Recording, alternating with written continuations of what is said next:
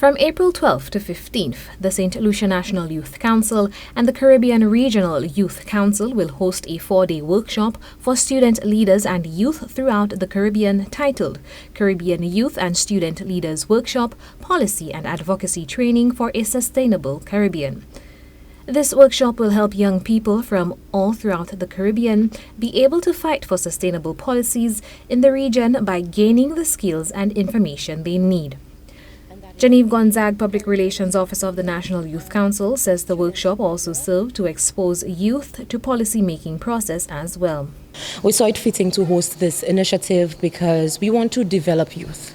Holistically, that is. And when we speak about sustainability, we're not just talking about the longevity of our Caribbean or the region, but as well as people. So if we equip youth with these skills already, by the time they get into the positions of power where they could make the change, even though you can make change as youth, but once you get into the positions where you have a voice, they will be able to use that voice to impact positive changes. Chairperson of the Caribbean Youth Council, Kendall Vincent, hopes that participants in the 4-day seminar can walk away with training they've acquired and transition it into their respective communities.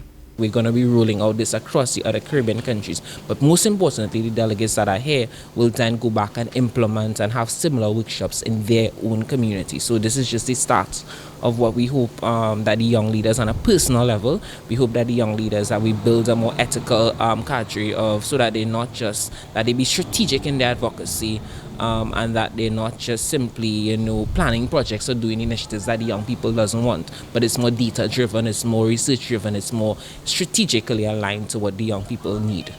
Project manager for the non-profit organization Integrated Health Outreach, a key sponsor for the workshop, Brittany McDonald, highlighted the importance for facilitating initiatives such as these. We felt it was important to sponsor this event because we want our young people to be connected to the issues and understand their civic process in order to affect change.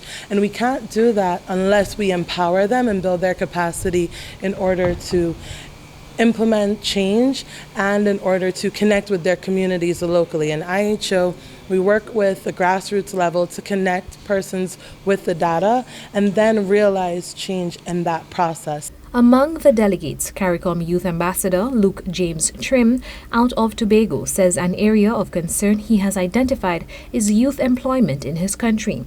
Trim and the other delegates hope to use the training they receive on policy frameworking to help disenfranchised young men on their island, given that young men in their age group are prone to crime.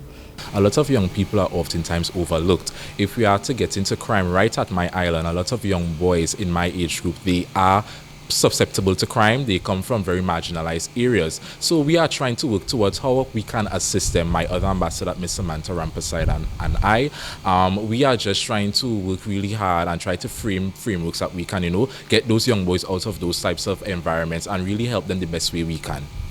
The workshop will host delegates and representatives from across the Caribbean, including Antigua and Barbuda, Grenada, Jamaica, Trinidad and Tobago, to name a few. For Choice News Now, I am Chelsea Austin.